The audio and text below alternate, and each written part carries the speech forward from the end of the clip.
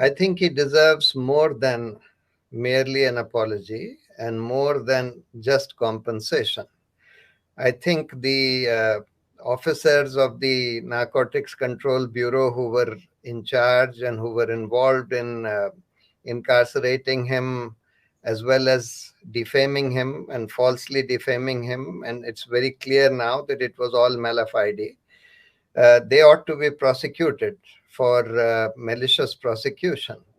That's an offense under the penal code, and they can certainly be prosecuted if it is quite clear that it was malicious, and you cannot pass it off as an inadvertent mistake or a bona fide error. So, therefore, uh, he not only is owed an apology, he is not only owed compensation for not just his incarceration, but his defamation, for the mental trauma, that psychological trauma that has been caused to him and his family. But I feel that the officers in charge need to be prosecuted for malicious prosecution, and the media who went after him hammer and tongs and clearly with malicious intent ought to be prosecuted for criminal and civil defamation. You've made many points there. Let me take them up one by one. S.N. Pradhan, who is the Director General of the NCB, admitted on public television yesterday, number one, that there were irregularities. Number two, he said there were lapses. Number three, he said action will be taken against investigators. The one investigator who attracted enormous public attention was the person who was heading the original investigation, Samir Wankhede. When you say that the investigators should be prosecuted, do you have Samir Wankhede in mind? Yes, Samir Wankhede for sure, because he was the spearhead of this malicious prosecution. It's not merely an inadvertent error that he committed, it was quite clearly malicious, because you cannot go to town and arrest a person for being in possession of drugs or being part of an international drug cartel without having any evidence whatsoever of the same. So, therefore, this was clearly malicious, and therefore, clearly, Samir Wankhede is not only deserves departmental administrative action, which his successor is now promising to take against him, but he also needs to be prosecuted for malicious prosecution. You see, unfortunately, in India, this malicious prosecution is hardly ever used, and that is why there are a large number of investigating agencies, not just the NCB, including the NIA, this Enforcement Directorate, and sometimes even the CBI, who have been used, especially by this government, to maliciously persecute and prosecute totally innocent people. And this malicious persecution or prosecution will only stop if some of these people who are involved in it are brought to account. Of course, they are doing it at the behest of their political masters, but they need to be told that you are an agency who is supposed to enforce the law. You are not supposed to act at the behest of your political masters, whatever may be the pressure on you. And therefore, if you do that, you will be liable and you will be prosecuted for malicious prosecution. And once some of them are prosecuted in that way and brought to book, then only this misuse and abuse of authority by these investigating agencies will stop. On that particular point, that people like Wankhede, maybe not just Wankhede, but others as well, should be prosecuted for malicious prosecution, who should actually bring that case? Should it be the authorities, the department he works for, the government of India, the state government, or could it also be Aryan Khan himself? Well, actually, ideally, it should be the authorities. As the current director is saying that there may be departmental action against the officers. They should also initiate criminal proceedings for malicious prosecution against these officers. But unfortunately, it is unrealistic to expect that they will do it, given the kind of political pressure that they will be under. So, in that case, Aryan Khan himself can file an FIR, can lodge an FIR for malicious prosecution. And if the investigating agency, in this case, it may be the regular police, which can prosecute the offense of malicious, investigate and prosecute the offense of malicious prosecution. If they don't do it, then he can go to the court and ask for a special investigating team or some independent agency which can be independent of the NCB and its political masters, who can do that job. One quick question on the same point about malicious prosecution. Would you advise Aryan Khan to go ahead and maliciously prosecute this man? Or do you think, given the way these cases can run for decades, he'd end up creating a bigger problem for himself? Well, unfortunately, given the practical reality of our system today, it is not very likely that this kind of action of his suing them or seeking their investigation and prosecution for malicious prosecution is likely to succeed. And therefore, I doubt that he will go that way, go that route. But certainly, this is something that a person like Aryan Khan or an empowered and well-known person like him ought to be doing. Because unless some of these officers are brought to book, this kind of malicious prosecution, which is rampant today, absolutely rampant, especially under this government. If you see the Bhima Koregaon cases or even the Delhi riots cases, so many totally innocent people are being maliciously prosecuted and are being kept in jail for years altogether. I mean, Sure. Aryan was lucky that he was released in 4 weeks, but there are people in the Bhima Koregaon case or in the Delhi riots case, like Umar Khalid, etc., who are totally innocent, totally maliciously prosecuted, and they are in jail for years altogether. Absolutely. This is a much bigger problem than just Aryan Khan. But as you said, an example needs to be set. The first instance of someone being successfully maliciously prosecuted will mean that this will ensure that thereafter officers are very careful about overreaching themselves, very careful about following orders which they know are wrong. Let's come back, however, to the Aryan Khan case, and let's come back in particular to S.N. Pradhan, the Director General of the NCB. As I said earlier, he said at his public press conference that there were irregularities, there were lapses, that action would be taken against investigators. But, and this is my question, when NDTV asked him whether the arrest of Aryan Khan was justified, this was his reply. I'm quoting, "In investigation, subsequent facts clear up the matter, so I won't jump to blame the initial investigation." Now, to me, that sounds like a complete contradiction. On the one hand, he says, I won't jump to blame the initial investigation, but just before that, at a press conference, he said that the initial investigation had irregularities, it had lapses, that action would be taken against investigators. What do you make of this perplexing answer? No, it's not perplexing given the kind of political pressure that he would be under. So he's been kind of forced not to charge Aryan Khan because there was absolutely no evidence against him. But of course, we have seen that there is absolutely no evidence against people like Umar Khalid or these Bhima Koregaon accused like Sudha Bharadwaj, etc. And yet they are charged.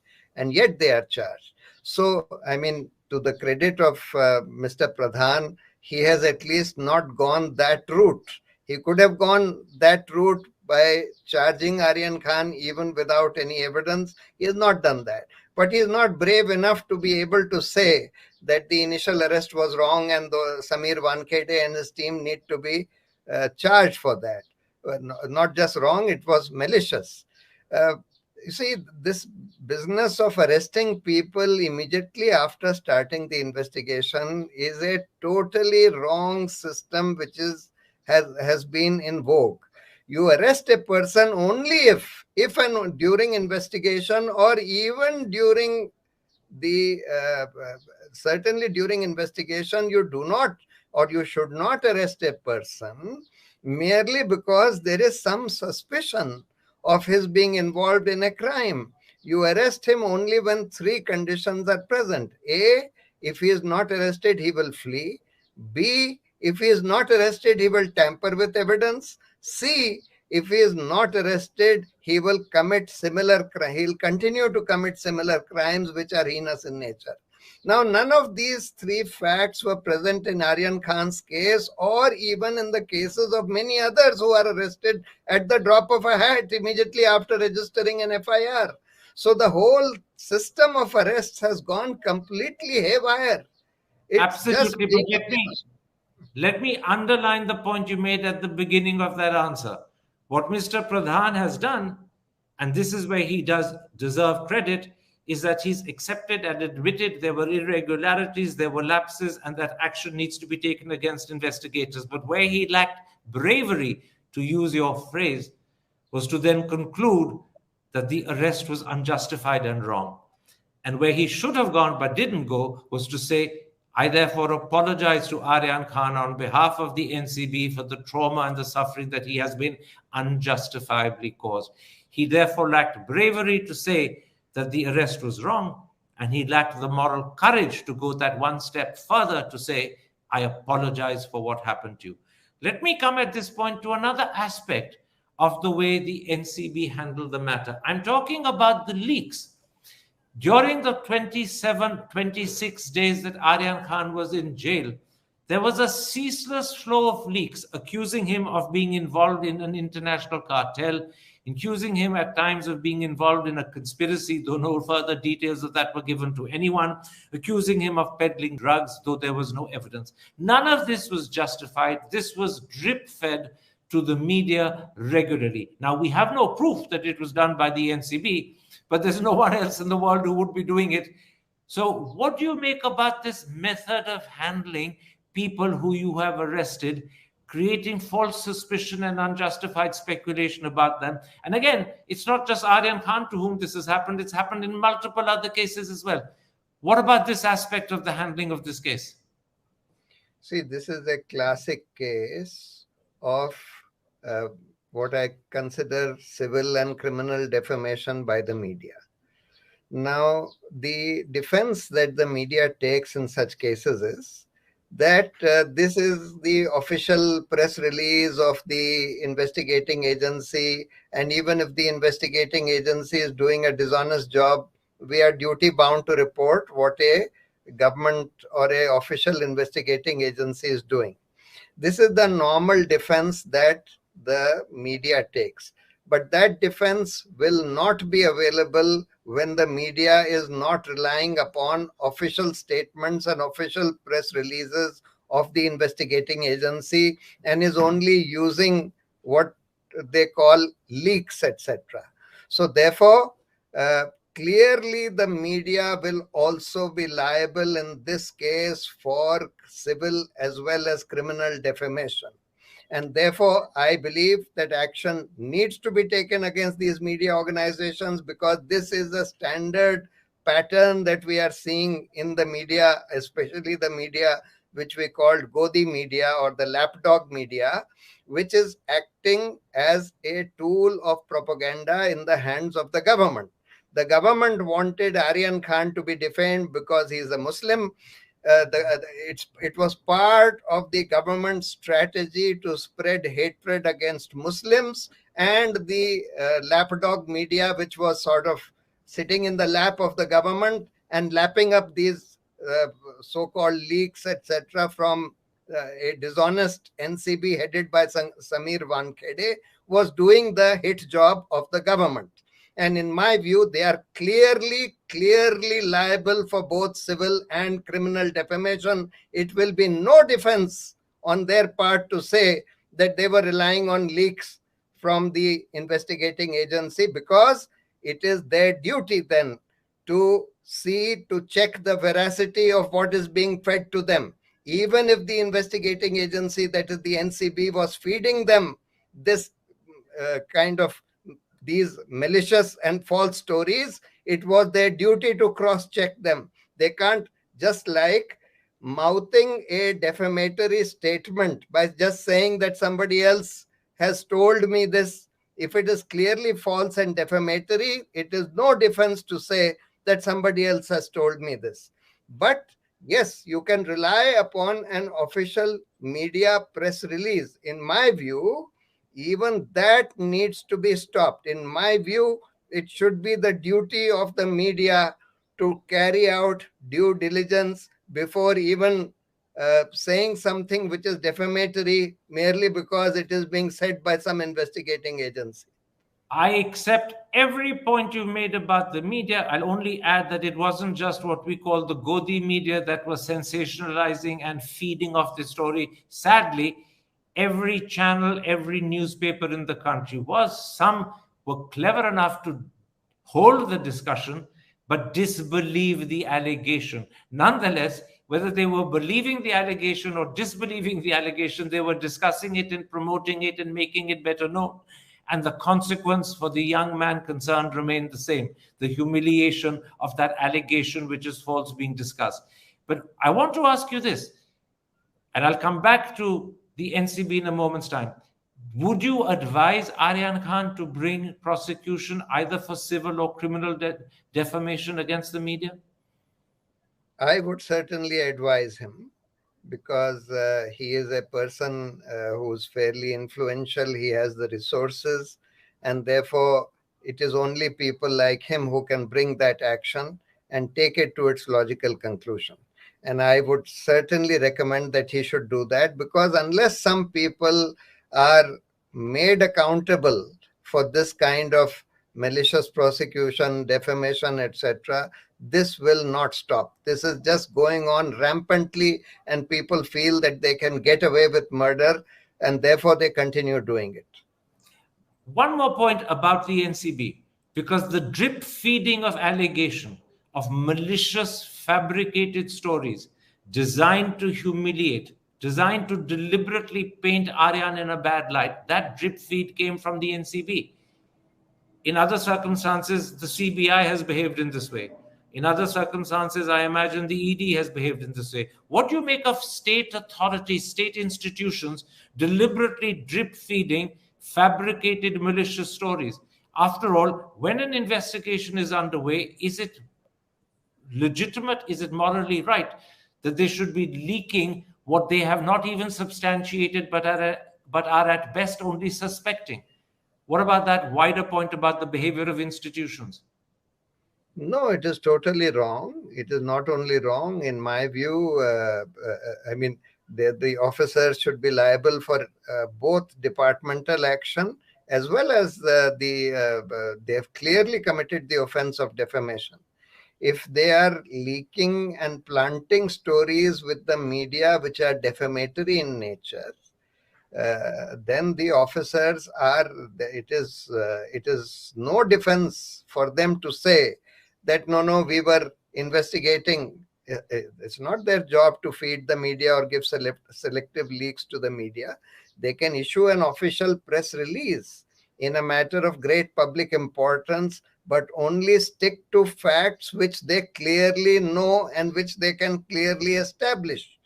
It is not their business to leak false and malicious and defamatory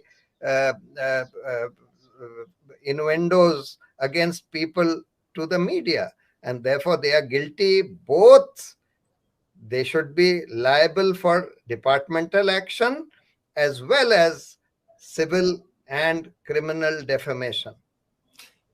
Two last questions before I end, and they really are to do with lessons that we should learn, or rather our system should learn, after this very sad, sorry experience we've been through. Do you believe we need a statutory right to compensation for wrongful arrest? Many countries like the UK, Britain, Germany, Canada, New Zealand, perhaps even Australia, have a statutory right for compensation for wrongful conviction. But I'm talking not about wrongful conviction. I'm talking about wrongful arrest, because that is far more common in India. No, I think there is already, I mean, it is possible to ask for compensation under the existing laws as well. But in my view, yes, there should be implanted in the statute a specific provision saying that if a person has been wrongly prosecuted, wrongly subjected to arrests, etc., then he needs to be compensated for that. He or she needs to be compensated for that. I think that should be an explicit law which should be implanted in our legal provisions. Secondly, and lastly, after this experience, should judges, perhaps the Supreme Court itself, lay down that whilst institutions, authorities, and prosecuting agencies or investigating agencies have the power to arrest, that doesn't mean they should exercise it without deliberately, carefully ensuring that they have the evidence to back it up. At the moment, at the very first hint of suspicion, which could be unfounded, the first reaction is to arrest. Do we need the court to say, you need to think and pause very carefully before you exercise a power? Don't exercise it just because you have it. Well, they have said that in at least a few judgments, just as in Kedarnath, they laid down that you cannot charge somebody for sedition unless there is incitement to violence or to public disorder. But unfortunately, these kind of judicial pronouncements are not, firstly, not known to many police officers. Secondly, they are often not followed, etc.